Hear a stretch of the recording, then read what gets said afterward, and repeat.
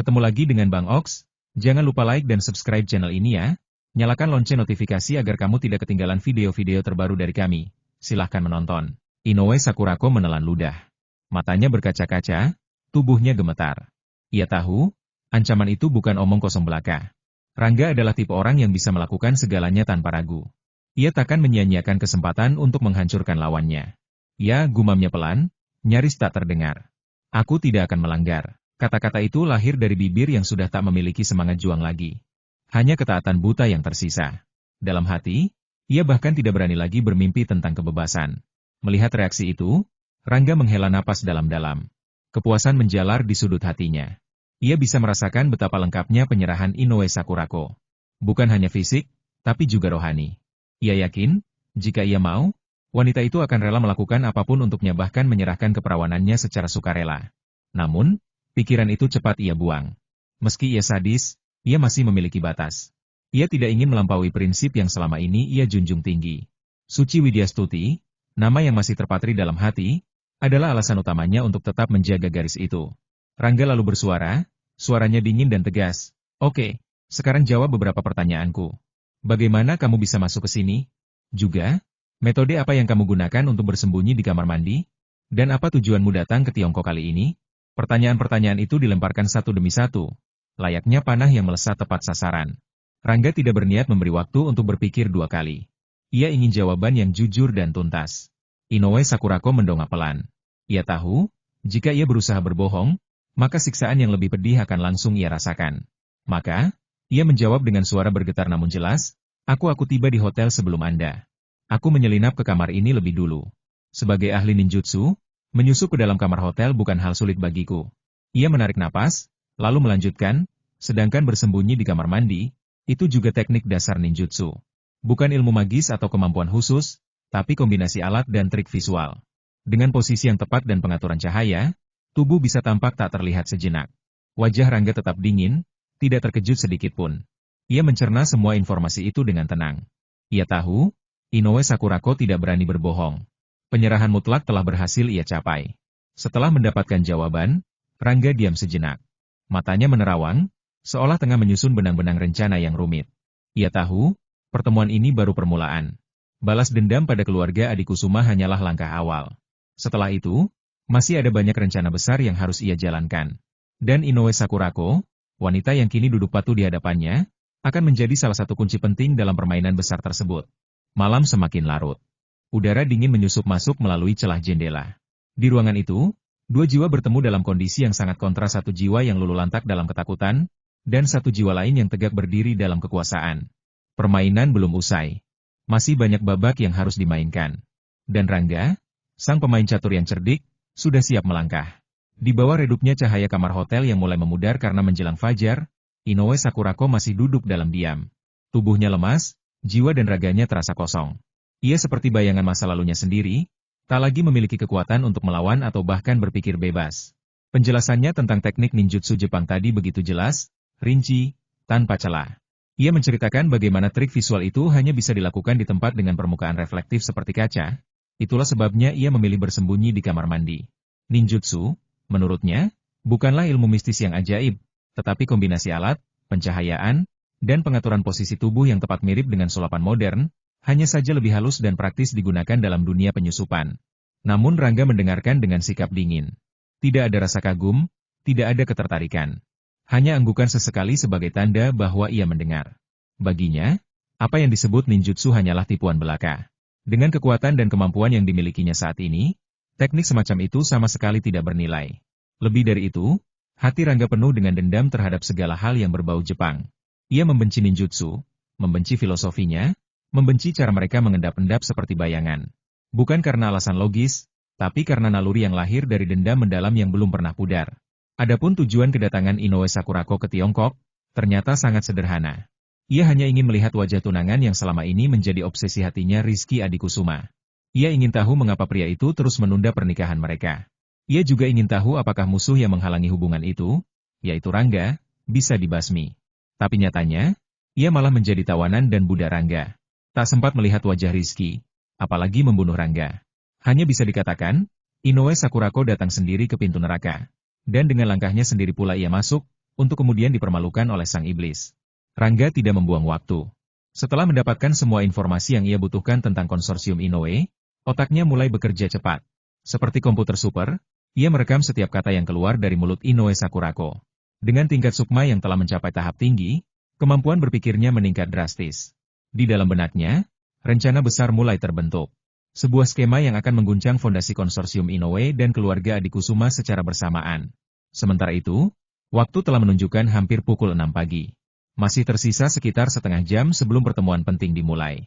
Orang-orang biasanya sudah bangun, sarapan bersama Bramantio dan rombongan, lalu bergegas menuju lokasi acara. Rangga akhirnya berdiri. Matanya dingin menatap Inoue Sakurako yang masih duduk rapat di tempatnya. Tidak ada rasa kasihan, tidak ada niat untuk memperpanjang pertemuan. Oke, kamu boleh pergi sekarang. Selebihnya, hubungi saja kami melalui telepon. Kata-katanya lugas, tegas, tanpa basa-basi. Inoue Sakurako adalah budak, bukan teman, apalagi pasangan. Meninggalkannya di sisinya tidak ada gunanya.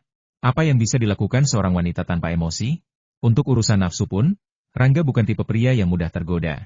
Balas dendam masih menjadi prioritas utamanya. Tujuan hidupnya belum tercapai. Hatinya masih panas, pikirannya masih tertuju pada masa depan yang gelap namun penuh ambisi. Inoue Sakurako mengangguk patuh.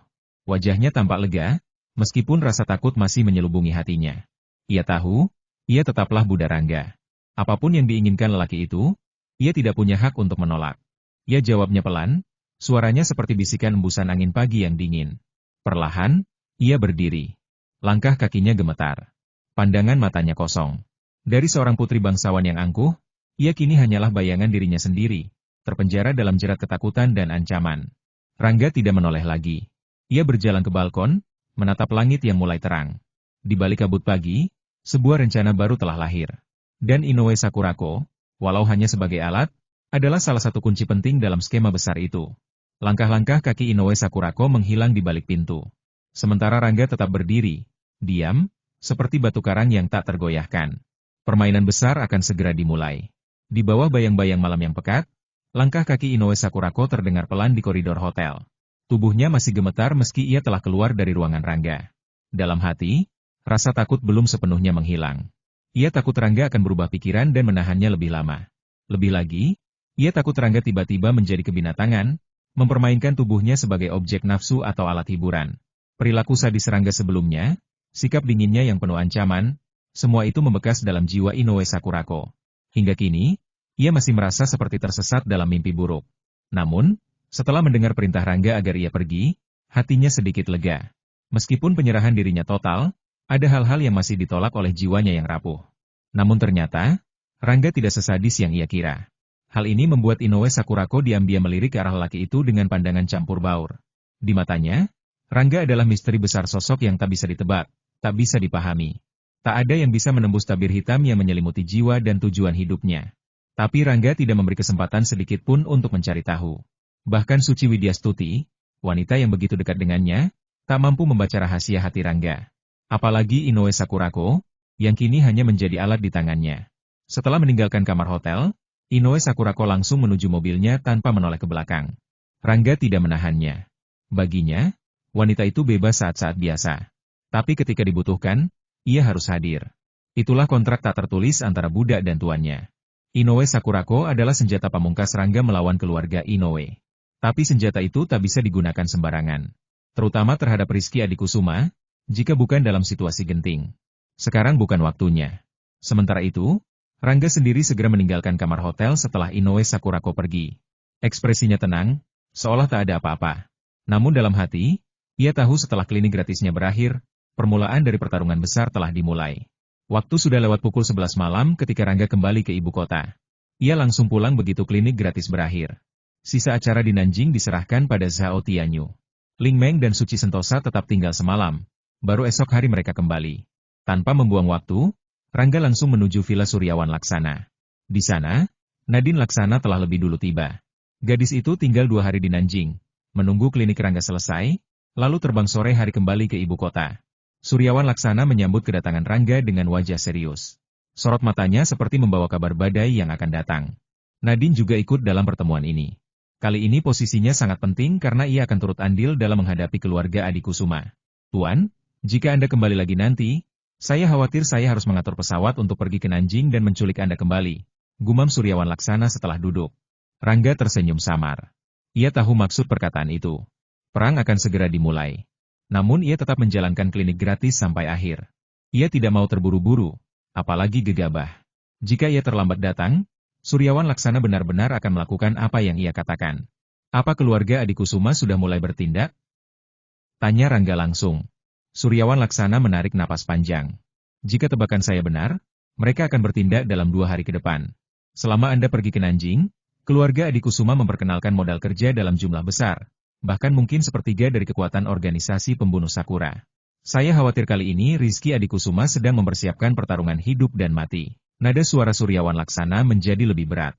Serius. Seperti dentuman gong perang yang siap meledak kapan saja. Rangga diam sejenak. Matanya menatap lurus ke depan. Di dalam benaknya, rencana-rencana yang sempat terbentuk di kamar hotel mulai terhubung satu sama lain. Inoue Sakurako, konsorsium Inoue, video skandal, semua itu adalah bagian dari strategi besar. Balas dendam bukan sekadar dendam. Ini adalah pembalasan yang direncanakan dengan sempurna. Dan Rizky Adikusuma, serta seluruh keluarga Adikusuma, akan merasakan betapa dahsyatnya amarah seorang Rangga yang tak pernah mundur. Langit malam gelap gulita. Di bawahnya, sebuah villa megah menjadi saksi bisu lahirnya rencana pembalasan yang akan mengguncang dunia kegelapan. Perang belum dimulai. Tapi nyala api sudah menyala.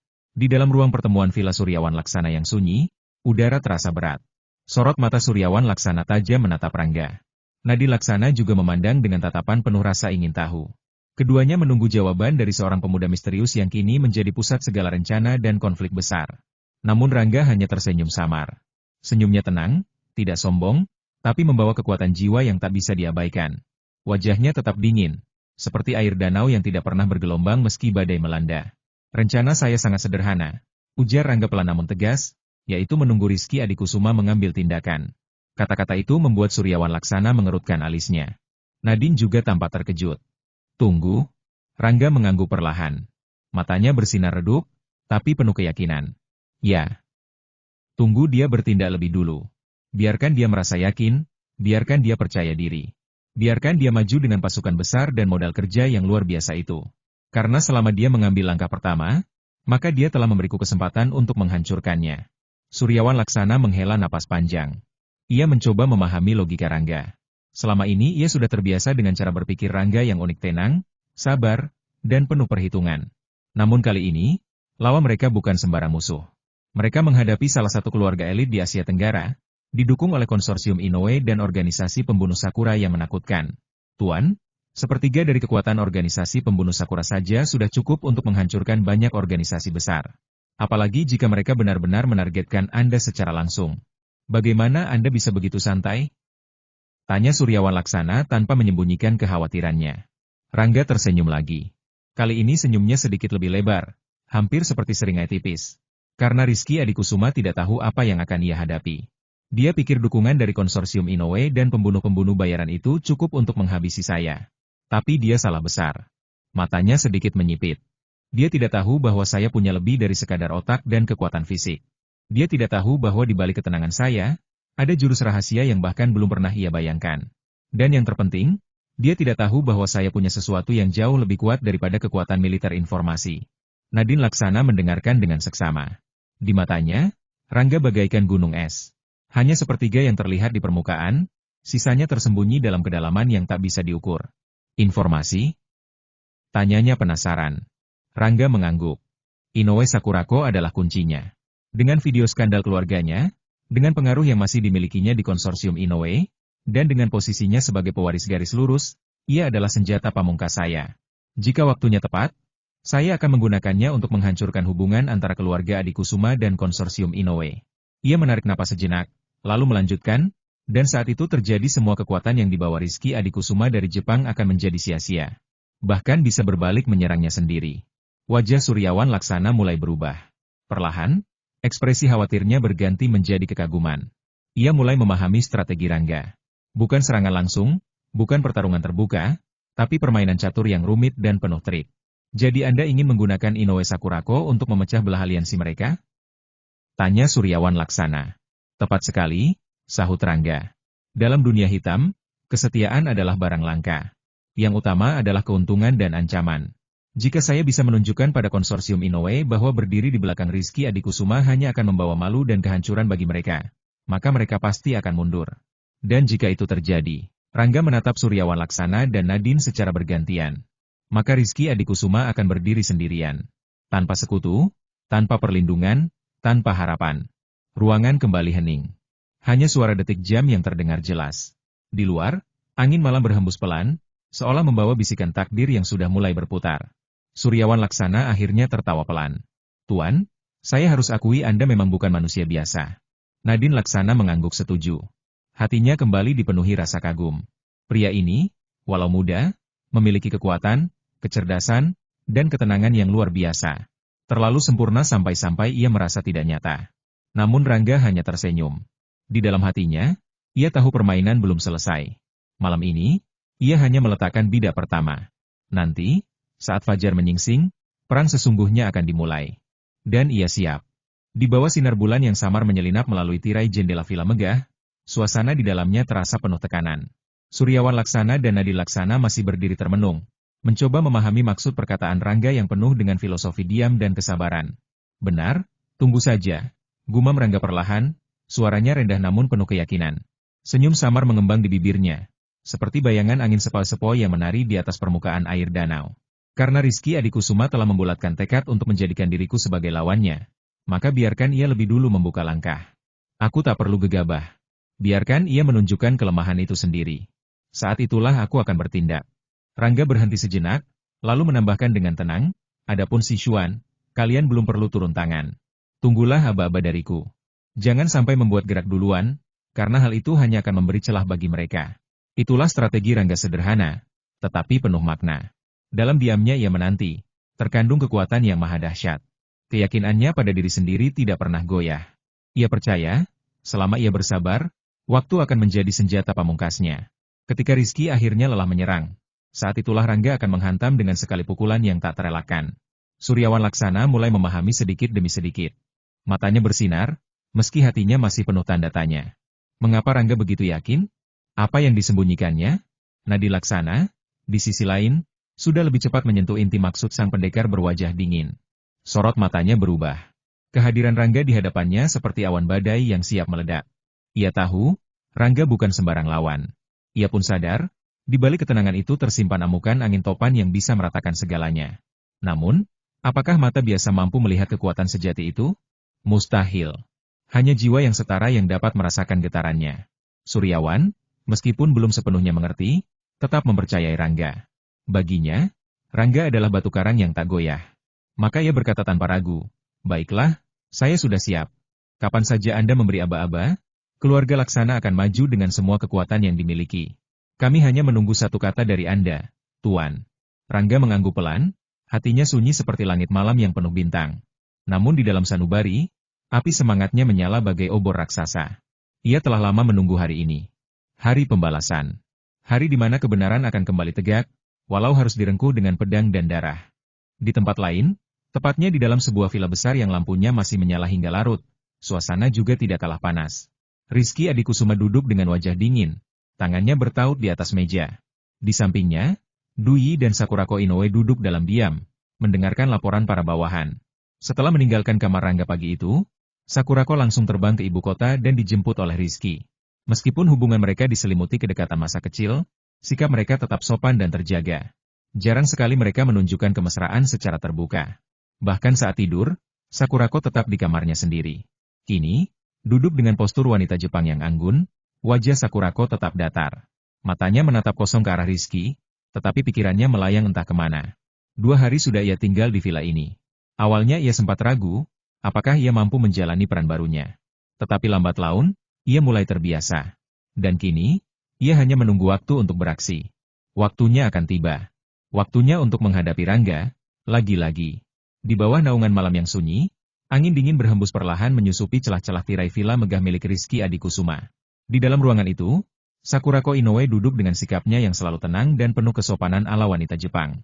Namun, di balik ketenangan itu, hatinya bergolak bagai ombak samudera yang tak terbaca. Sesuatu telah berubah dalam diri Inoue Sakurako sejak pertemuan kembali dengan Rizky Adikusuma kali ini. Dulu, saat masih di Jepang, Ia memandang lelaki itu sebagai sosok sempurna pangeran tampanan perkasa yang selalu melindungi dan memahami jiwanya.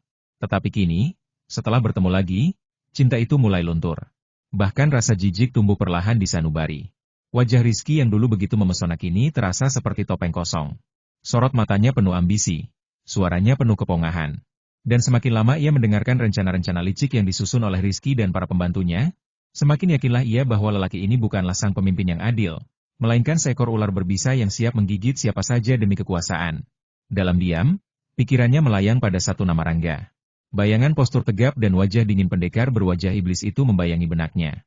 Sekalipun ia telah meninggalkan Rangga dan berada jauh di sisi musuh, tidak ada niat sedikit pun untuk menentang atau mengkhianati lelaki itu lagi.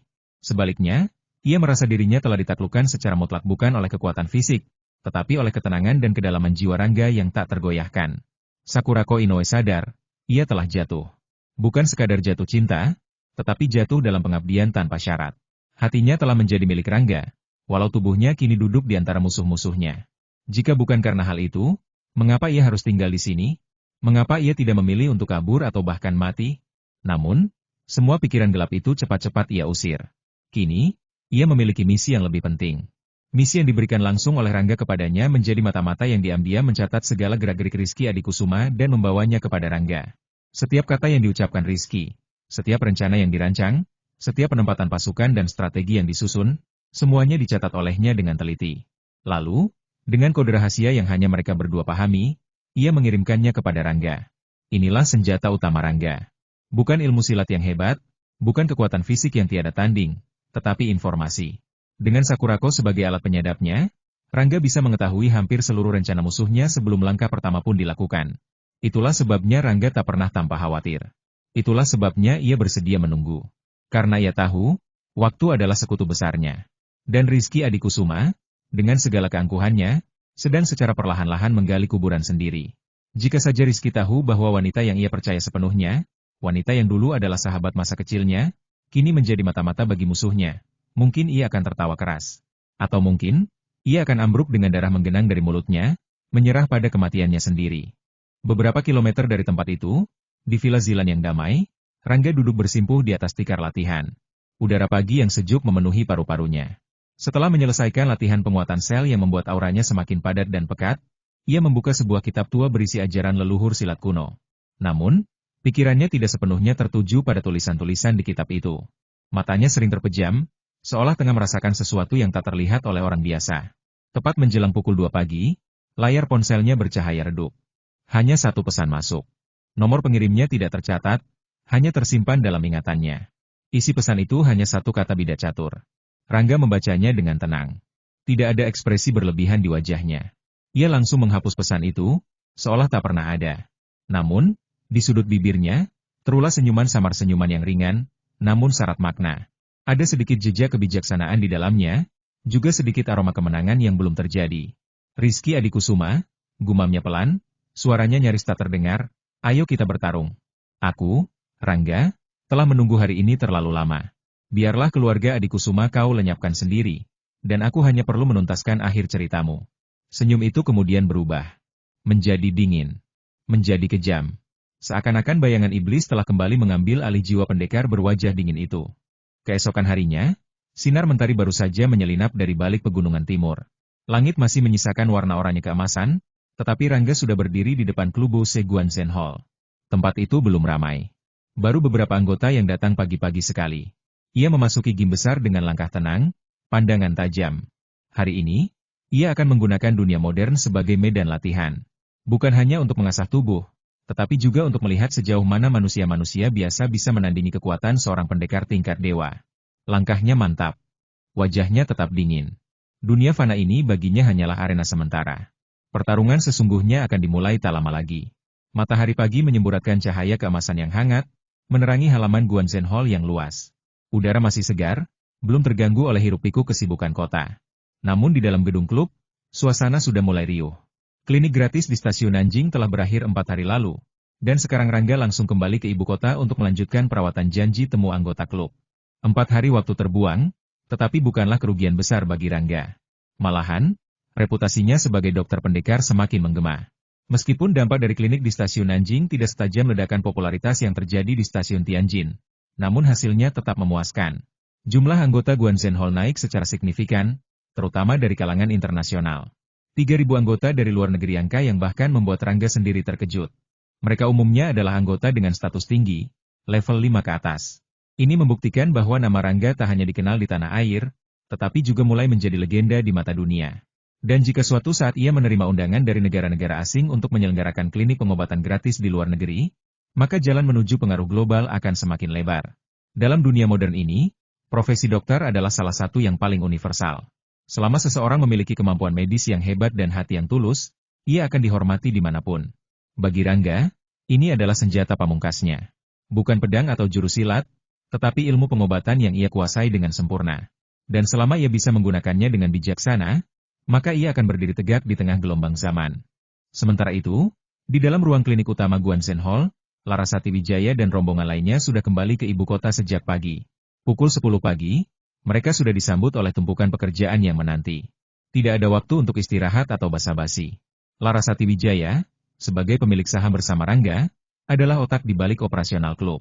Ia bertanggung jawab atas semua urusan administratif, manajemen, dan strategi bisnis. Rangga sendiri hanya turun tangan dalam urusan medis. Selebihnya, ia serahkan kepada Larasati. Wanita tangguh ini memang dikenal sangat teliti dan perfeksionis. Ia tidak hanya melihat masalah besar, tetapi juga memperhatikan detail-detail kecil. Segala sesuatunya harus berjalan rapi dan teratur. Karena itu, beban kerja yang dipikulnya pun begitu besar, sampai-sampai Rangga sendiri kadang tak bisa membayangkan betapa sibuknya dia. Bramantio dan Suci Sentosa memang terlihat lebih santai dibandingkan Larasati, tetapi itu hanya relatif. Bramantio, yang semakin mengagumi Rangga sejak klinik gratis dimulai, kini mengabdikan dirinya sepenuhnya untuk belajar ilmu pengobatan. Ia tak ingin mengecewakan gurunya. Setiap detik baginya adalah kesempatan untuk mendekatkan diri pada keilmuan yang luar biasa itu. Sementara itu, Suci Sentosa, gadis cerdas dan tekun, hidupnya nyaris penuh dengan tugas. Selain belajar teknik pengobatan, ia juga harus mengelola informasi anggota klub yang jumlahnya terus meningkat. Larasati, yang memang sedang membentuk kemampuan manajerialnya, memberinya tugas penting mengklasifikasikan data anggota berdasarkan identitas, status, serta potensi ancaman atau peluang. Ini bukan pekerjaan mudah. Tetapi Suci Sentosa melakukannya dengan penuh dedikasi. Ia tahu, ini adalah amanah yang diberikan oleh Larasati Wijaya, orang yang paling dipercaya oleh Rangga. Dan karena ia percaya bahwa apapun yang berkaitan dengan Rangga adalah penting, ia tidak akan pernah mengabaikannya. Di tengah-tengah sibuknya tugas tersebut, Suci Sentosa sempat mengangkat wajahnya sejenak. Matanya tertuju pada Rangga yang sedang merawat seorang anggota kelas 3 tak jauh dari situ. Postur tegap itu, tatapan dingin yang penuh fokus, gerak-gerik yang tenang namun penuh kekuatan semua itu membuat dadanya berdebar pelan. Ia tidak tahu pasti bagaimana perasaannya terhadap Rangga. Cinta, hormat, ketertarikan, atau sekadar rasa bangga. Namun, satu hal yang ia sadari ia tidak perlu menjawabnya sekarang. Yang penting baginya adalah bisa berada dekat dengan Rangga, melihatnya bekerja, merawat orang-orang dengan ilmu yang luar biasa. Itu saja sudah cukup untuk membuat hatinya hangat dan damai. Gadis cerdas itu tersenyum tipis, lalu kembali menundukkan kepala, melanjutkan pekerjaannya. Dunia luar mungkin ramai dan penuh tekanan, tetapi selama ia bisa menjaga kedekatannya dengan Rangga, maka ia akan tetap tegak berdiri. Karena itulah jalannya. Jalannya seorang wanita yang telah menemukan tujuan hidupnya. Rangga tetap fokus pada perawatannya, wajahnya tak berubah sedikit pun. Sorot matanya tajam, penuh konsentrasi. Ia tidak pernah mengalihkan pandangan dari pasien yang sedang dirawatnya, seakan-akan seluruh dunia di sekelilingnya telah menghilang. Keseriusan adalah ciri khasnya dari cara ia berdiri, duduk, hingga menyentuh tubuh pasien dengan jemari dingin namun penuh kekuatan. Suci Sentosa memandanginya dari kejauhan. Hatinya berdebar pelan. Ia tak tahu apakah ini cinta, tapi satu hal yang pasti ia terpikat oleh keseriusan Rangga. Bukan sekadar sikap dingin atau ketenangannya, melainkan totalitasnya dalam menjalani setiap langkah hidup. Sejak pertama kali bertemu di perpustakaan, hingga dalam setiap pertemuan berikutnya, Rangga selalu menunjukkan kesungguhan yang membuatnya begitu beda dari orang-orang biasa. Bahkan dalam hubungan pun, Rangga tampak serius. Meski keseriusan itu bukan untuknya, Suci Sentosa tetap merasa hangat hanya dengan melihatnya. Ia suka penampilan itu. Ia suka caranya menjalani hidup tanpa keraguan. Namun, Rangga sama sekali tidak menyadari tatapan itu. Matanya tertuju pada jam dinding yang tergantung di sudut ruangan. Waktunya semakin sempit. Jika rencana Rizky Adikusuma sesuai perkiraan, maka waktu bagi keluarga itu untuk membuat langkah besar akan segera habis. Di sebuah kamar presidensial mewah di Hotel Bintang 5 tak jauh dari Guanzhen Hall, Rizky Adikusuma berdiri diam di balik tirai tipis. Pandangannya tajam, menusuk lurus ke arah ruang konsultasi Rangga. Dari sini, ia bisa melihat segala gerak-gerik pendekar berwajah dingin itu. Di sampingnya, Sakurako Inoue dan Dui serta beberapa tokoh parubaya dari Jepang turut hadir. Mereka adalah para penasihat dan ahli strategi yang selama ini menjadi otak di balik setiap rencana licik Rizky. Semua berasal dari lingkaran elit Jepang. Dan kali ini mereka datang untuk membantu membersihkan ancaman bernama Rangga. Inoue Sakurako ikut memandang keluar jendela. Namun, berbeda dengan Rizky, ia tidak memandang Rangga sebagai musuh. Di hatinya, bayangan malam itu masih terus terngiang. Kenangan akan sentuhan dingin namun membara, desiran napas yang membuat tubuhnya lemas, dan rasa ekstasi yang membuatnya seperti melayang di udara. Perlahan, rasa hangat menjalar di dadanya. Tubuhnya terasa mati rasa, seolah terseret kembali ke masa-masa itu. Napasnya mulai tidak stabil. Ia sadar, ia harus mengendalikan diri. Yingzi, ada apa denganmu? Apakah kamu merasa tidak nyaman? Suara lembut Rizky menyentuh telinganya. Ia menoleh, dan mendapati sorot mata penuh perhatian dari lelaki yang dulu ia anggap sempurna. Wajah Rizky memang dingin pada dunia luar, tetapi untuk Inoue Yingzi, ia selalu lembut. Suaranya rendah, penuh kasih sayang. Matanya bersinar dengan kejujuran. Jelas sekali bahwa ia mencintai wanita itu. Sakurako menahan napas, lalu menjawab dengan suara dingin dan tenang, mungkin aku sedang flu, tidak apa-apa. Ia tidak bisa memberitahu alasan sebenarnya. Bagaimana mungkin ia mengatakan bahwa detak jantungnya kini lebih cepat karena kenangan akan Rangga?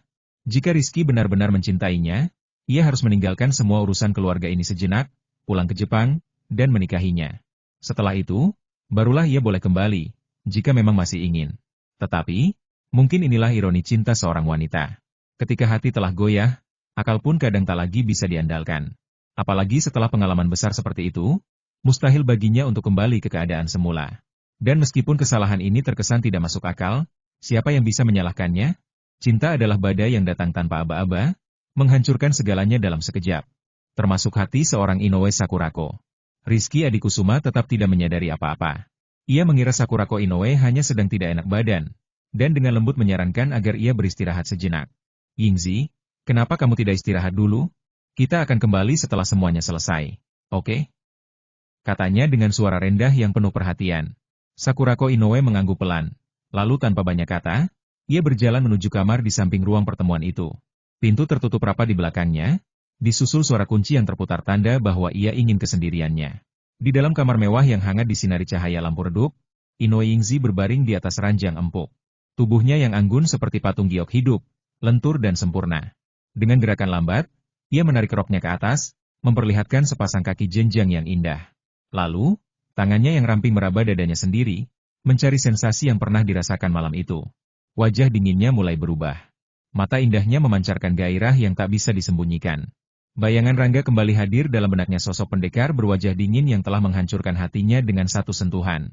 Dalam diam, tangan kecilnya mulai bergerak lebih cepat, dan erangan samar keluar dari bibirnya yang melengkung indah. Ini bukan kali pertama.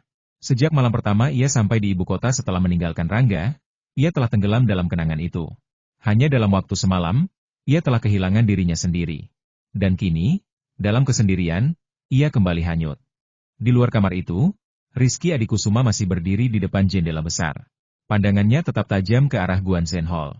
Namun, ia tidak tahu bahwa di balik pintu kamar, wanita yang ia cintai sedang memuja bayangan musuhnya. Jika ia tahu, mungkin ia akan langsung muntahkan darah segarnya, lalu terjun bebas dari lantai tinggi hotel itu, demi menjaga harga diri sebagai seorang laki-laki. Namun, saat ini, pikiran Rizky sedang tertuju pada rombongan mobil hitam yang mendekati klub Guansen Hall. Senyum dingin perlahan merkah di wajahnya. Rangga, permainan telah dimulai. Aku ingin lihat, apakah engkau siap untuk bertarung denganku? Dari arah lain, langkah-langkah cepat terdengar menggelegar di koridor Guansen Hall. Suara ketukan sepatu hak tinggi membahana bagaikan dentuman drum perang. Larasati Wijaya berjalan dengan langkah tegas, ekspresi serius menghiasi wajahnya. Ia langsung menuju ruang konsultasi Rangga, mendorong pintu tanpa mengetuk. Di dalam, Rangga sedang merawat seorang anggota klub. Namun, Larasati tidak punya waktu untuk basa-basi. Rangga, ada yang datang menendang klub. Kata-kata itu begitu tajam, begitu tepat. Meskipun ia bisa menggunakan frasa yang lebih sopan untuk menggambarkan tantangan dari luar, namun dalam situasi seperti ini, menendang klub adalah deskripsi yang paling sesuai. Rangga tidak terkejut. Dengan tenang, ia menjawab, "Oh, tim medis dari Jepang?" Larasati Wijaya terkejut. Matanya melebar sejenak. Bagaimana kamu tahu? Namun, Rangga tidak memberi penjelasan. Ia hanya berkata singkat, nanti kita bicarakan. Sekarang, ayo kita temui mereka dulu. Setelah itu, ia berdiri dari kursi kayu jati yang ia duduki, lalu menoleh kepada pasien di hadapannya. Tuan Zhang, penyakitmu sudah tidak serius lagi. Silakan ke apotek dan ambil obat yang saya resepkan. Minumlah selama beberapa hari, dan engkau akan pulih total. Baik, terima kasih Tuan, jawab Tuan Zhang dengan hormat, lalu berdiri pergi. Dengan langkah mantap, Rangga dan Larasati Wijaya keluar dari ruang konsultasi. Di luar, sebuah tantangan baru telah menanti. Tantangan yang berasal dari negeri Sakura negara asal Sakurako Inoue dan juga para ahli medis yang percaya diri akan kemampuan mereka. Perang ilmu pengobatan antara timur dan barat akan segera dimulai. Dan Rangga, pendekar berwajah dingin, telah siap. Anggota itu tersenyum lebar. Hatinya riang setelah mendengar jawaban Rangga. Ia pun membungkuk hormat, mengucapkan terima kasih, lalu berlalu dari ruangan tersebut. Larasati Wijaya menyaksikan kepergian anggota itu dengan mata tajam penuh renungan.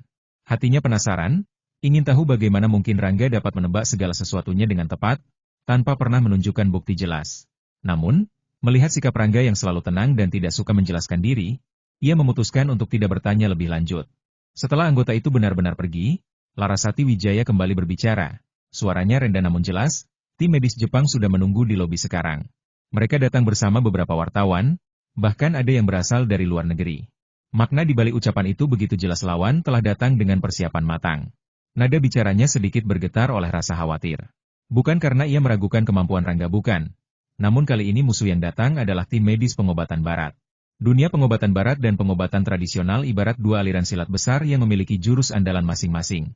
Jika mereka menggunakan kesempatan ini untuk menyerang Rangga dengan cara licik, maka bisa menjadi ancaman besar. Dalam situasi seperti ini, jika Rangga menolak tantangan, cukup bagi mereka untuk mengatur opini publik, membangun citra mereka sendiri, dan mencoreng nama Rangga. Sebaliknya, jika Rangga menerima tantangan, risiko kekalahan juga tidak bisa dianggap enteng. Apalagi, tim medis Jepang ini adalah kelompok yang sangat terkenal di dunia kedokteran internasional. Di ibu kota pun reputasi mereka tak perlu diragukan lagi. Hal inilah yang membuat hati Larasati Wijaya gelisah. Kaisar tidak terburu-buru, tapi para pembantunya lah yang tergesa-gesa. Demikian pula, wajah Rangga tetap tenang, bahkan tampak santai. Melihat ekspresi cemas di wajah Larasati Wijaya, Rangga tersenyum samar, lalu berkata dengan suara dingin namun percaya diri, tidak masalah. Ini hanya urusan pengobatan barat biasa. Aku ingin melihat seberapa hebat mereka. Begitu berkata, Rangga langsung berjalan keluar pintu. Langkahnya mantap, tak terburu-buru, seakan-akan akan pergi menemui sahabat lama, bukan menghadapi tantangan hidup dan mati. Melihat ketenangan Rangga, beban di dada Larasati Wijaya terasa agak ringan. Meski begitu, langkah kakinya tetap cepat, hampir saja tertinggal dari jejak langkah Rangga yang tenang namun pasti. Di lobi klub, suasana terlihat ramai. Tim medis dari Jepang telah duduk berkelompok di antara sofa-sofa mewah. Sekeliling mereka dipenuhi oleh para reporter media, baik lokal maupun asing. Beberapa tengah sibuk mewawancarai anggota tim, terutama dari media internasional. Pertanyaan-pertanyaannya tajam, menusuk, seolah ingin mencari titik lemah dalam reputasi Rangga. Rangga kini telah menjadi legenda hidup di dunia kedokteran maupun dunia persilatan. Oleh karena itu, para wartawan tentu ingin merebut berita panas darinya. Sementara itu, banyak reporter asing berharap tim medis barat ini berhasil mengalahkan Rangga, agar momentum pengobatan tradisional yang semakin kuat bisa dihentikan. Seluruh anggota tim medis Jepang tampak sangat kooperatif. Hampir semua pertanyaan dijawab dengan jelas, meskipun isinya nyaris selalu menyerang dokter pengobatan tradisional, Rangga, dan Aula Guanzhen. Tim medis ini terdiri dari 7 orang ahli. Setiap anggotanya adalah tokoh papan atas di bidang pengobatan barat, dengan reputasi tinggi dan kemampuan luar biasa. Di tengah-tengah mereka duduk Yamamoto Ichi, pemimpin rombongan. Pria parubaya berusia sekitar 50 tahun, tubuhnya kurus kering, wajahnya tajam, dengan sepasang kacamata berbingkai tipis. Bibirnya selalu mengerucut, memberikan kesan dingin, tenang, dan penuh keyakinan. Hampir semua wawancara diwakili oleh Yamamoto Ichi. Jawabannya sejalan dengan sikapnya tenang, percaya diri, dan penuh ambisi. Matanya terus menatap pintu masuk, seakan menanti saat-saat penting yang akan datang.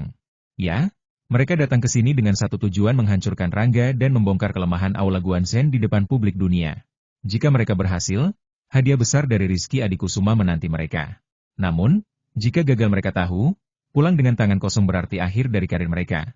Bahkan mungkin akhir dari hidup mereka. Oleh karena itu, mereka hanya boleh menang. Kalah? Itu tidak ada dalam kamus mereka. Tuan Yamada Honichi, sebuah suara menyela, bolehkah saya bertanya?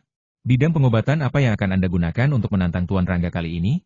Karena kita semua tahu, pengobatan tradisional dan pengobatan barat memiliki keunggulan masing-masing. Apakah Tuan Yamada akan memanfaatkan perbedaan ini sebagai senjata? Pertanyaan itu dilontarkan oleh seorang reporter wanita muda, matanya berkilat-kilat penuh antisipasi. Meskipun sang reporter datang atas undangan Yamada Motoichi, saat warisan nasional terancam, hati nuraninya berbicara. Ia memilih berdiri di pihak Rangga. Niatnya jelas ia ingin mengungkapkan kebenaran dengan cara yang adil.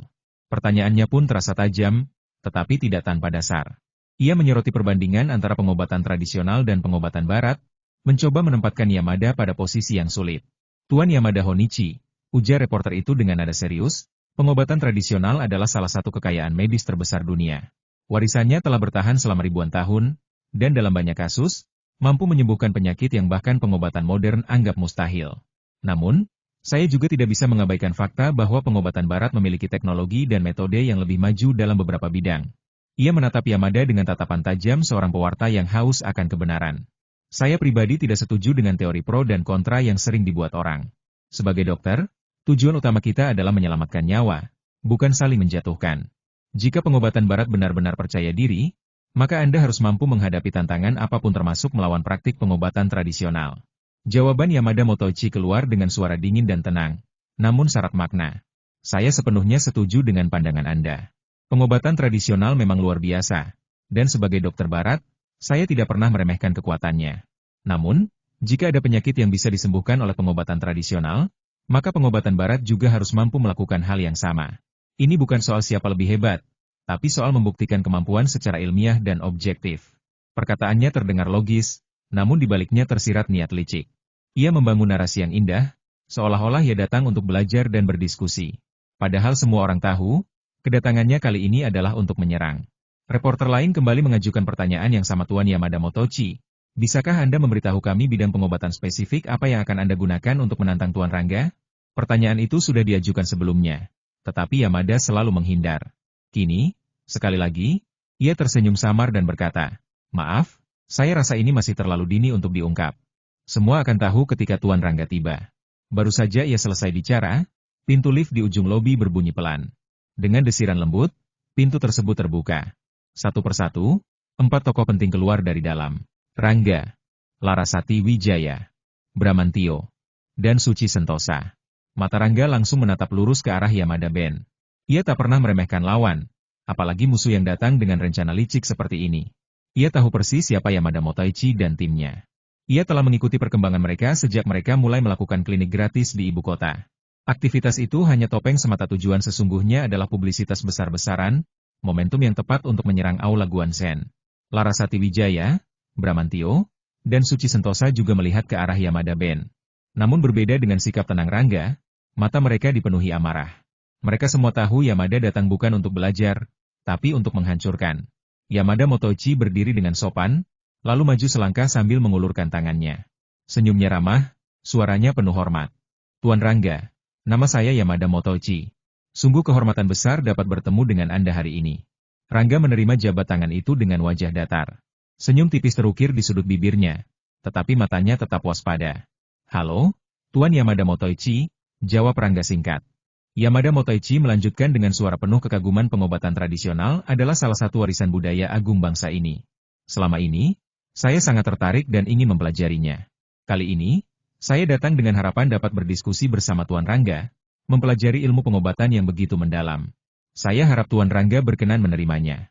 Nadanya begitu tulus, seolah-olah ia adalah seorang murid rendah hati yang ingin menimba ilmu dari guru besar.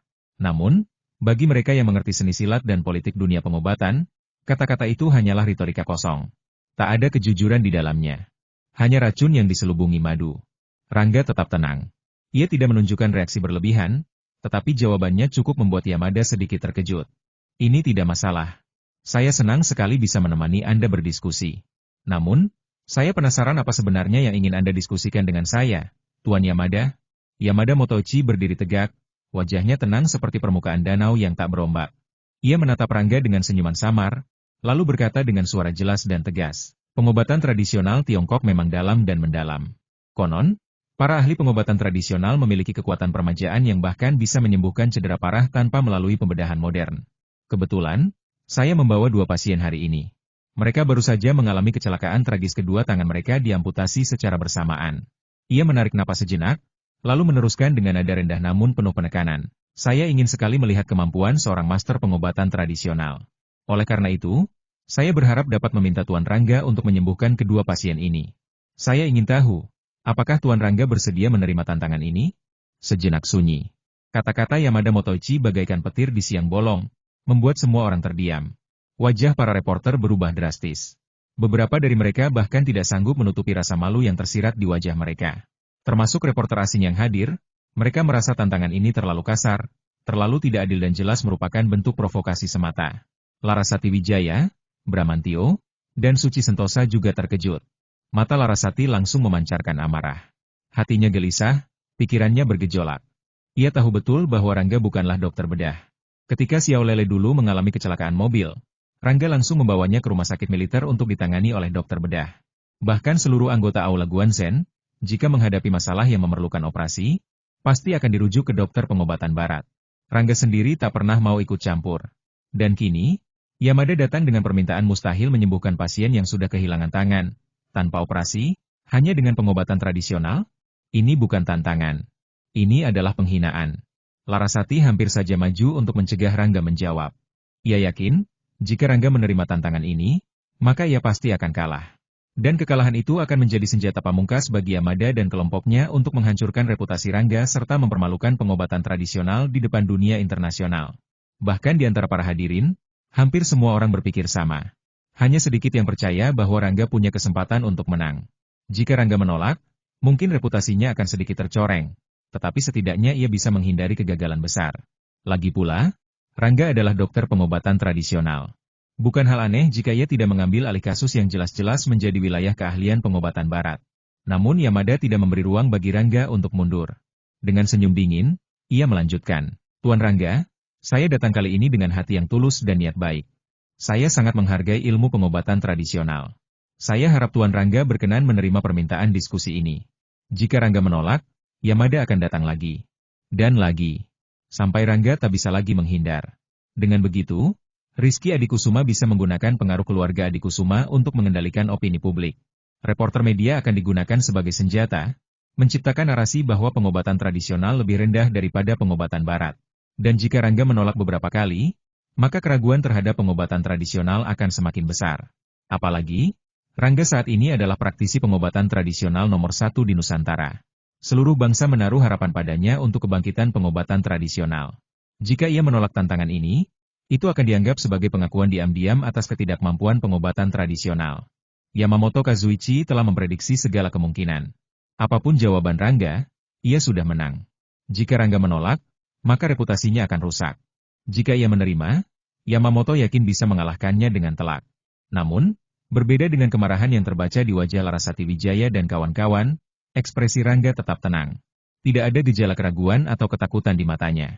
Bahkan, jawabannya begitu cepat dan tegas sehingga membuat semua orang terkesiap. Oke, ujar Rangga dengan suara dingin. Saya terima. Di mana pasiennya sekarang? Kata-kata itu seperti sambaran kilat yang menyambar langit. Larasati Wijaya terbelalak. Matanya memancarkan kejutan luar biasa. Ia hampir tak percaya pada telinganya sendiri. Rangga? Ia memanggil nama itu dengan suara gemetar, penuh kekhawatiran dan protes. Namun Rangga tidak menoleh. Pandangannya tetap tertuju pada Yamada Motoichi dingin, tajam, dan penuh keyakinan. Seolah-olah ia bukan sedang menerima tantangan yang mustahil, tapi justru sedang memasuki medan tempur yang sudah lama ia tunggu. Larasati Wijaya, Bramantio, dan Suci Sentosa masih belum pulih dari kejut mereka. Mereka semua bahkan Yamada Motoichi sendiri telah memperkirakan bahwa Rangga akan menolak tantangan itu dengan alasan logis. Namun, kenyataan yang terjadi justru berlawanan. Rangga tidak hanya menerima tantangan itu dengan tenang, tetapi juga langsung setuju tanpa ragu-ragu. Seolah-olah ia sedang menerima undangan minum teh sore hari, bukan menghadapi pertarungan reputasi besar-besaran melawan tim medis pengobatan barat internasional. Wajah para reporter pun berubah. Beberapa dari mereka bahkan tampak gelisah. Ini bukan lagi wawancara biasa atau sekadar perebutan narasi antar media. Ini adalah medan perang dan Rangga baru saja melemparkan dirinya ke dalamnya tanpa membawa senjata yang mereka kenal. Yamada Motoichi sempat tertegun sesaat, namun cepat pulih. Senyum dinginnya kembali hadir. Ia sadar, ini adalah peluang emas. Jika ia bisa mengalahkan Rangga secara terbuka, maka nama Aula Guanzhen akan runtuh seperti pasir diterpa ombak.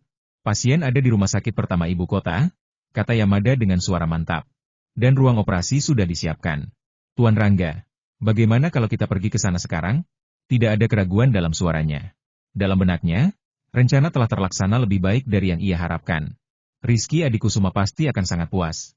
Cukup satu langkah lagi menghancurkan Rangga di depan publik, lalu menyebarkan opini media yang telah mereka atur sebelumnya. Reputasi Rangga akan hancur dalam semalam. Dan Aula Guanzhen hanya tinggal menunggu waktu untuk tumbang. Namun Rangga tetap tenang.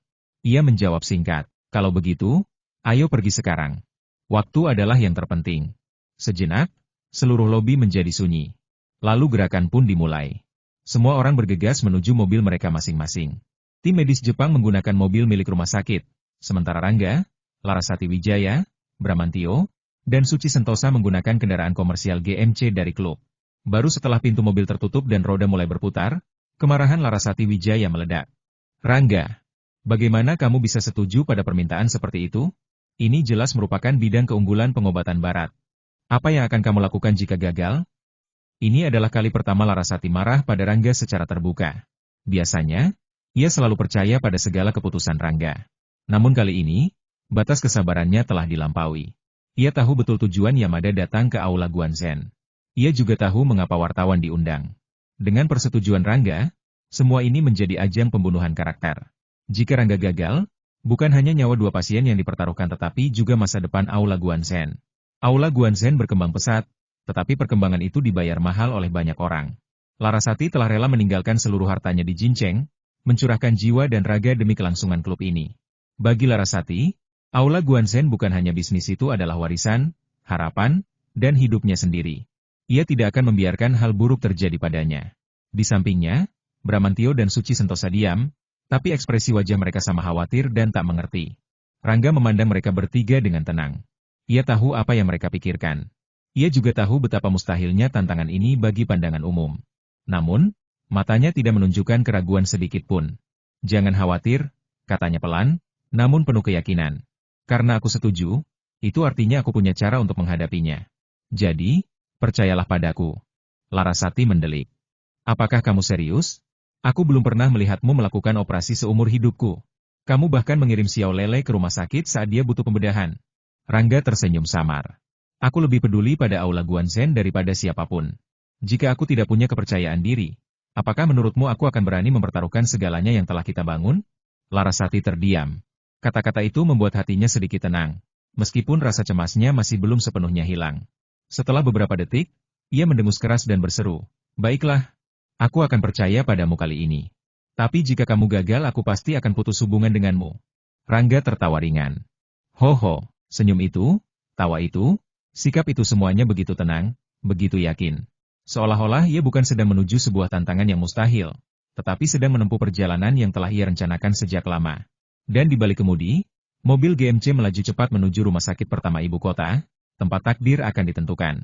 Rumah sakit nomor 1 ibu kota dikenal sebagai institusi medis terbesar dan paling bergengsi di kawasan metropolitan. Gedungnya menjulang tinggi, fasilitasnya lengkap, dan reputasinya tak diragukan lagi. Kali ini, rumah sakit tersebut menjadi lokasi klinik gratis yang diselenggarakan oleh tim medis Yamada Motaichi.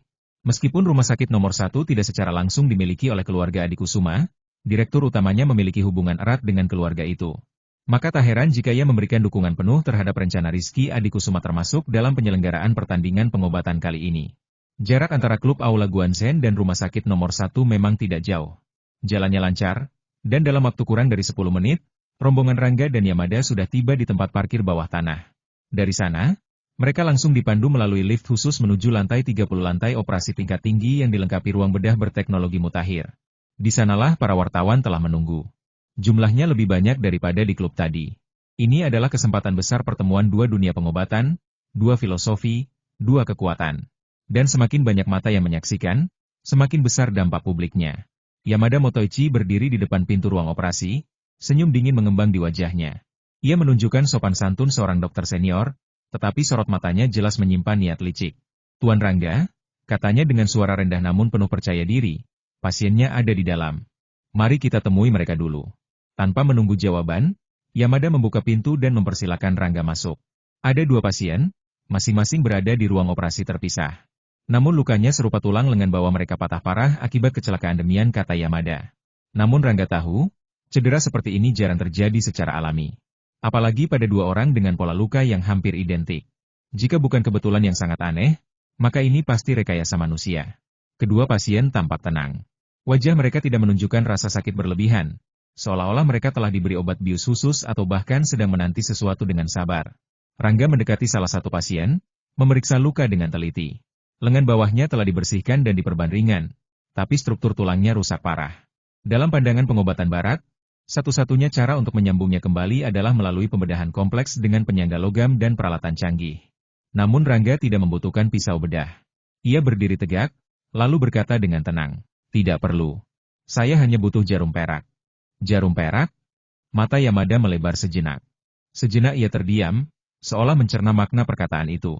Ya, jarum perak adalah alat utama dalam akupunktur, salah satu teknik pengobatan tradisional yang digunakan untuk merangsang titik-titik vital dalam tubuh. Namun, menggunakan jarum perak untuk menyambung tulang yang patah, itu di luar akal sehat Yamada. Dalam hati, Yamada tersenyum. Ia yakin, Rangga sedang menggertak. Bagaimana mungkin seorang dokter pengobatan tradisional bisa menandingi prosedur bedah modern hanya dengan sebatang jarum tipis? Bahkan Yamamoto Ichi, ahli bedah andalan mereka, membutuhkan tim asisten dan peralatan lengkap untuk melakukan penyambungan tulang. Tingkat keberhasilannya saja belum tentu mencapai 70%. Dan jika Rangga benar-benar berniat menggunakan jarum perak untuk menggantikan pisau bedah, maka Yamada yakin ini adalah awal dari kejatuhan Rangga. Namun, di balik diamnya Rangga, di balik ketenangan ekspresinya, tersembunyi keyakinan yang tak goyah. Seakan ia tahu bahwa di balik jarum perak itu, terdapat kekuatan yang bahkan Yamada tak pernah bayangkan. Kekuatan yang akan membuat seluruh dunia pengobatan terkejut. Karena Rangga sendiri yang menyatakan ingin dikalahkan, hati Yamamoto pun melompat-lompat girang. "Tuan Rangga," katanya penuh semangat, "jika demikian, marilah kita mulai sekarang juga. Bagaimana pendapatmu?" Ia memandang Rangga lurus-lurus, takut kalau-kalau pemuda itu akan berubah pikiran. Memang lebih baik urusan seperti ini diselesaikan cepat, sebelum penyesalan datang menghampiri. Rangga tidak ragu sedikit pun. Dengan suara tegas ia menjawab, "Baiklah. Kondisi pasien tidak bisa ditunda. Marilah kita mulai sekarang juga. Silakan kau pilih salah satu dari dua pasien itu." Yamamoto menarik napas lega. Kedua pasien itu kondisinya sama saja. "Aku akan memilih pasien pertama di ruang operasi." Tidak ada lagi waktu untuk basa-basi. Yamamoto Ichi lalu berkata dengan sikap hormat namun tetap sombong, "Tuan Rangga, marilah kita mulai. Saya sangat berharap dapat menyaksikan keajaiban pengobatan tradisional negerimu secara langsung." Namun dalam hati, ia tertawa dingin. Pengobatan tradisional memang warisan budaya yang patut dihargai, tapi jelas sudah mulai tergantikan oleh ilmu kedokteran barat modern. Artinya, dalam banyak hal, pengobatan barat lebih unggul. Terlebih dalam bidang bedah, itulah medan tempur di mana ia paling percaya diri. Di sanalah pengobatan tradisional tampak lemah dan tidak kompetitif. Mendengar perkataan Yamamoto yang dibungkus dengan kata keajaiban, Rangga tersenyum simpul. Wajahnya penuh keyakinan. "Jangan khawatir, aku tidak akan mengecewakanmu. Baiklah, marilah kita mulai." Tanpa banyak cakap lagi, Yamamoto hanya mengangguk singkat, lalu berlalu keluar dari ruang operasi. Keputusan telah bulat. Tim medis Yamamoto Ichi segera bersiap-siap. Agar hasilnya murni dan tidak dipengaruhi tekanan luar, baik Rangga maupun Yamamoto Ichi sepakat untuk menolak semua permintaan wartawan agar tidak merekam jalannya operasi. Bahkan Larasati Wijaya dan kawan-kawan hanya bisa menunggu di luar, tak diperbolehkan masuk. Waktu terus berlari cepat. 1 jam telah berlalu berkilat di udara. Tapi belum ada tanda-tanda gerak dari kedua ruang operasi, baik ruang operasi milik Rangga maupun Yamamoto Ichi. Di luar, para wartawan masih setia menanti. Mereka ingin tahu siapa yang akan keluar sebagai pemenang. Apakah pengobatan barat atau pengobatan tradisional yang akhirnya membuktikan keunggulannya? Bagi sebagian besar wartawan lokal, mereka diam-diam berharap Rangga mampu menunjukkan kehebatan pengobatan tradisional. Namun, dalam bidang bedah yang menjadi kekuatan pengobatan barat, mereka hampir tidak percaya Rangga bisa menang. Mereka merasa keputusan Rangga menerima tantangan itu adalah langkah gegabah. Sebagai sesama orang bangsa sendiri, mereka merasa terpanggil untuk mendukung. Jika Rangga menolak tantangan, mereka bisa memaklumi. Tetapi jika Rangga gagal, apa daya mereka tidak bisa berbuat banyak. Ini bukan soal harga diri pribadi, melainkan soal harga diri bangsa. Sementara wartawan asing, terutama dari media barat, tentu saja berharap tim medis Yamamoto Ichi yang mewakili ilmu kedokteran barat tingkat tinggi dapat keluar sebagai pemenang. Hasil seperti itu akan menjadi senjata ampuh untuk menekan laju perkembangan pengobatan tradisional yang baru-baru ini mulai naik daun. Dan sekali lagi, dunia akan melihat bahwa pengobatan barat adalah raja di bidang medis. Sedangkan pengobatan tradisional, meskipun memiliki sejarah panjang, tetap menyimpan banyak kelemahan dan ketidaksempurnaan yang tak bisa diabaikan begitu saja.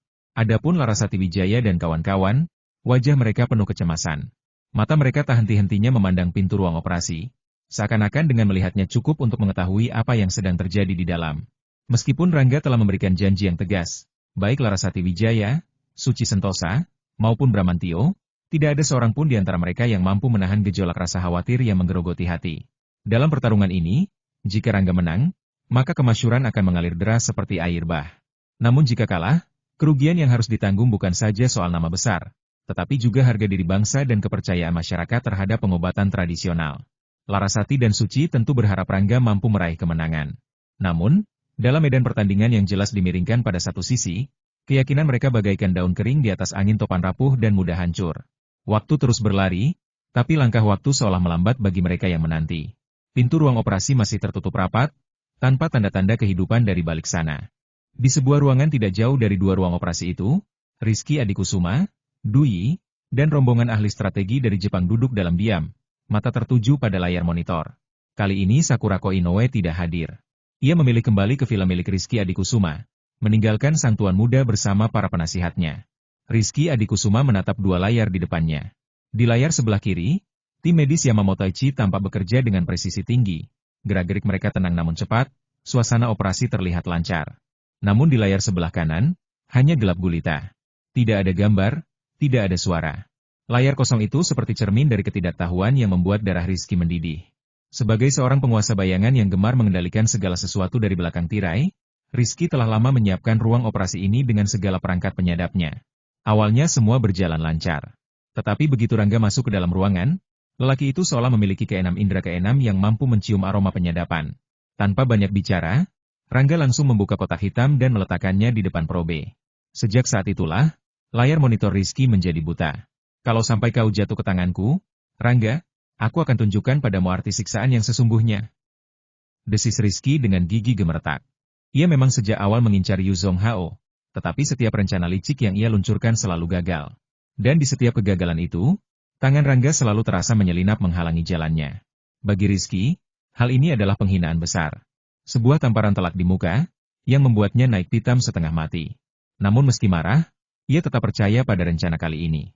Dalam pikirannya, ia yakin benar bahwa Rangga tidak mungkin menyelesaikan operasi bedah hanya dengan beberapa jarum perak biasa. Apalagi Rangga bahkan tidak membawa asistennya sendiri, seolah tidak peduli pada dunia modern. Menurutnya, Rangga hanyalah pemuda sombong yang pura-pura bijaksana, berpakaian lusuh tapi ingin dianggap sebagai dewa. Tapi terserahlah. Yang penting sekarang adalah hasil akhir. Ia yakin Yamamotoichi tidak akan mengecewakannya. Tim medis Yamamotoichi adalah salah satu yang terbaik dalam dunia pengobatan barat. Mereka mungkin belum terkenal di negeri ini, tetapi di dunia internasional reputasi mereka tak terbantahkan. Dengan kemampuan mereka, peluang kesuksesan sangat besar. Dan jika mereka berhasil, maka secara otomatis Yamamotoichi dan timnya akan keluar sebagai pemenang dalam tantangan ini. Oleh karena itu, meskipun amarahnya terhadap Rangga semakin membara, Rizky Adikusuma tetap duduk tenang, menunggu dengan sabar, menanti hasil yang akan segera terungkap. Lebih dari setengah jam berlalu. Udara di sekitar ruang operasi terasa mencekam, penuh ketegangan dan rasa takut akan hasil yang belum pasti. Tiba-tiba, lampu tanda operasi selesai di pintu ruang operasi tim Yamamotoichi menyala terang. Sorak-sorai hati para pendukung pengobatan barat mulai bergema dalam diam. Tak lama kemudian, pintu terbuka perlahan, dan keluarlah tim medis Yamamotoichi dengan langkah mantap. Di belakang mereka, seorang pasien duduk di kursi roda, wajahnya pucat tetapi masih menyiratkan semangat hidup. Lengan kirinya yang sempat diamputasi kini telah tersambung kembali melalui keahlian Yamamotoichi dan asistennya. Tentu saja, ini baru tahap awal. Masih dibutuhkan pengobatan pemulihan selama beberapa waktu. Namun, selama prosedur pertama berhasil, maka langkah selanjutnya tinggal menunggu waktu dan perawatan intensif. Karena itu, saat Yamamotoichi keluar dari ruang operasi, sorot matanya memancarkan kebanggaan yang sulit disembunyikan. Terlebih ketika ia melihat bahwa Rangga belum juga muncul dari ruang operasinya. Senyum tipis mengembang di bibirnya. Dalam hati, ia sudah yakin. Operasi yang ia lakukan dapat dikatakan sangat sukses. Ia bahkan berani menjamin bahwa lebih dari 50% fungsi lengan pasien bisa pulih dalam waktu 3 bulan. Dan untuk pemulihan total, itu hanya butuh waktu tidak lebih dari 6 bulan. Bahkan setelah sembuh sepenuhnya, lengan pasien hanya akan sedikit kehilangan tenaga. Tidak signifikan. Tidak sampai mengganggu aktivitas normal seperti sebelum amputasi. Yamamoto Ichi siap menjalani uji medis apapun dari kalangan dokter barat. Keyakinannya bulat. Sementara itu, Zayama Honda, salah satu ahli bedah senior dalam tim Yamamoto Ichi, berbisik pada rekannya, Rangga pasti gagal. Menurutnya, dua hal sudah cukup menjadi bukti Yamamoto Ichi selesai lebih cepat, dan jikapun Rangga berhasil, ia pasti membutuhkan waktu jauh lebih lama. Artinya, secara teknis dan efisiensi, Yamamoto Ichi unggul telak. Dan jika kesempatan itu datang, serangan opini publik yang telah mereka rencanakan bisa dilancarkan tanpa ampun. Kemunculan Yamamoto Ichi langsung menjadi pusat perhatian. Para wartawan dari berbagai media bergegas mendekat, berebut ingin menjadi yang pertama kali mewawancarainya. Ada yang bertanya tentang hasil operasi, kondisi pasien, hingga apakah ia yakin akan memenangkan tantangan melawan Rangga. Tuan Yamamoto Ichi, apakah operasi Anda kali ini berhasil? Bagaimana kondisi pasien Anda? Tuan Yamamoto Ichi, Tuan Rangga belum keluar dari ruang operasi. Waktu operasi Anda jauh lebih cepat. Apakah Anda yakin akan memenangkan kompetisi ini? Pertanyaan demi pertanyaan berdatangan bagaikan hujan peluru, menggempur Yamamoto Ichi dan timnya. Di tengah kerumunan itu, hanya Larasati Wijaya, Suci Sentosa, dan Bramantio yang berdiri diam, wajah murung, mata penuh beban. Larasati Wijaya akhirnya berjalan maju, mendekati pintu ruang operasi tempat Rangga masih berada. Bibirnya digigit rapat-rapat hingga berdarah. Matanya tidak lagi memancarkan amarah, tapi kesedihan yang dalam. Ia tak ingin percaya bahwa Rangga telah gagal. Jika benar begitu, maka semua usaha hari ini akan sia-sia belaka. Balas dendamnya belum selesai. Keluarga Adikusuma belum jatuh. Dan jika kesempatan ini lenyap, ia tidak yakin akan ada kesempatan kedua. Bramantio mengikuti dari belakang, tangannya mengepal erat. Amarahnya bukan ditujukan pada Rangga, tetapi pada Yamamoto dan kawan-kawannya. Meskipun ia tidak tahu alasan pasti mengapa Rangga menerima tantangan ini, sebagai murid, ia tetap mempercayai gurunya. Apapun hasilnya, ia akan tetap berdiri di samping Rangga. Namun untuk saat ini, semua mata tertuju pada satu pintu yang masih tertutup rapat, pintu ruang operasi tempat Rangga menghadapi takdirnya sendiri. Menurut Bramantio, orang yang paling keji adalah Yamamoto Kazuchi, sang penantang tak tahu malu. Dalam pandangan pemuda itu, Yamamoto tidak layak menyandang gelar dokter. Seorang tabib sejati haruslah memiliki hati yang suci dan jiwa yang luhur, bukan akal licik untuk menjatuhkan lawan. Namun amarah Bramantio kini bagaikan angin yang tiada arah, tidak membawa dampak apapun. Sebaliknya, Suci Sentosa terlihat lebih tenang. Meskipun jantungnya juga berdebar keras, sorot matanya masih memancarkan keyakinan mendalam pada Rangga. Keyakinan tanpa alasan logis, hanya karena ia mengenal gurunya dengan baik. Ia yakin, jika Rangga telah menerima tantangan ini, pastilah ia telah mempersiapkan segalanya dengan matang. Dan ia percaya, Rangga akan menang. Waktu seakan-akan merayap perlahan bagi mereka yang menanti. Di sisi lain, Yamamoto Ichi sedang dielu-elukan oleh para wartawan. Seperti pemenang yang telah ditahbiskan, ia dengan bangga membeberkan keunggulan pengobatan barat, dan dengan sombong mencela lemahnya pengobatan tradisional dalam bidang bedah. Dunia seolah sudah menerima Yamamoto Ichi sebagai pemenang. Namun, ketika semua mata dan pikiran tenggelam dalam klaim kemenangan itu, tiba-tiba pintu ruang operasi Rangga terbuka perlahan. Dan yang pertama kali keluar bukanlah Rangga sendiri, melainkan pasien yang dirawatnya. Sesaat setelah pasien itu muncul, seluruh hadirin terpaku. Dunia seperti berhenti berputar. Para wartawan lupa pada kamera mereka. Bahkan pena dan mikrofon terasa berat di tangan. Yamamoto Kazuchi berdiri kaku, mulutnya ternganga, tak mampu menutupnya kembali. Larasati Wijaya menutup mulutnya dengan tangan kecilnya. Hatinya dipenuhi rasa haru yang hampir meledak. Kegelapan kesedihan yang sempat mengurungnya perlahan lenyap digantikan cahaya kebahagiaan. Karena saat itulah ia tahu, hasil tantangan ini telah terungkap. Bramantio menatap dengan mata penuh ketidakpercayaan. Namun segera, rasa kagum dan hormat memenuhi wajahnya. Sementara Suci Sentosa tersenyum dari lubuk hati yang paling dalam. Keyakinannya pada Rangga semakin kokoh, bahkan bertambah kuat. Semua mata tertuju pada pasien itu. Pasien tersebut berdiri tegak di depan pintu ruang operasi. Tapi yang membuat semua orang tercengang adalah tangan yang sebelumnya diamputasi. Tangan itu kini utuh, dan dengan tenaga yang cukup besar, pasien itu bahkan mampu membuka pintu ruang operasi sendiri. Jika bukan karena balutan perban yang masih melilit lengannya, tak ada yang akan percaya bahwa lengan itu pernah putus lebih dari 1 jam yang lalu. Tidak hanya tersambung. Pasien bahkan bisa menggerakkannya dan menggunakan kekuatannya. Bagaimana ini bisa terjadi?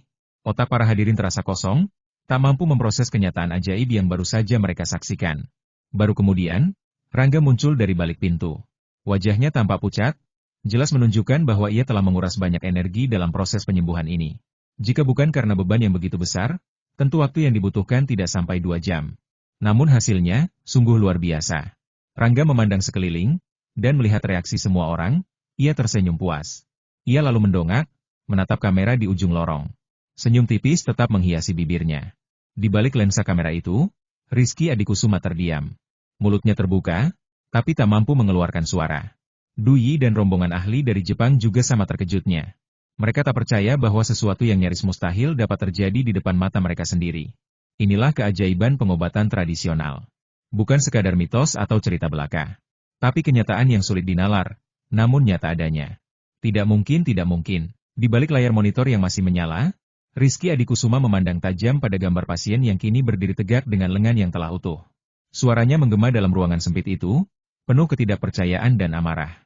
Sekilas tampak biasa, namun bagi seorang seperti Rizky, adegan ini adalah guntur yang menggelegar di siang bolong. Ia yang dikenal memiliki rencana sempurna, terlatih dalam seni manipulasi dan strategi licik, kini diguncang oleh peristiwa yang tak terduga. Rencana yang semula hampir pasti berhasil, kini berubah menjadi bencana besar. Bagaimana bisa? Bagaimana mungkin Rangga, hanya dengan segenggam jarum perak dan tanpa alat bedah modern, mampu menyambung kembali lengan yang sudah diamputasi dalam waktu kurang dari 2 jam? Jika bukan karena ia sendiri yang melihat proses awal amputasi itu dilakukan, Rizky akan meragukan kebenaran apa yang baru saja terjadi. Ini bukan lagi soal pengobatan.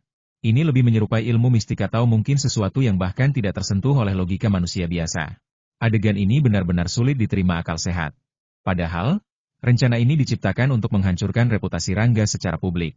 Jika Yamamoto-chi berhasil menang, maka Zhongyan Chemical, rumah sakit tradisional milik Rangga, akan mendapat tekanan hebat dari dunia medis internasional.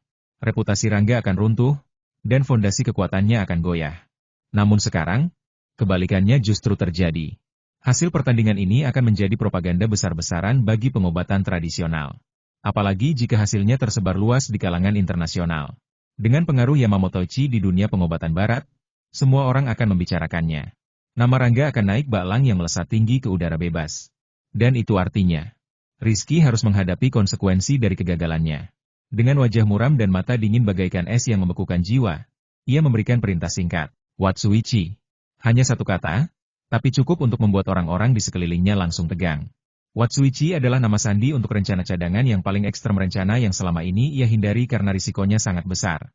Namun kali ini, tidak ada jalan lain. Tong, ting, ting, ting. Istirahat dulu bosku. Lanjut ke video berikutnya dan jangan lupa like dan subscribe channel ini ya. Nyalakan lonceng notifikasi agar kamu tidak ketinggalan video-video terbaru dari kami, Tong.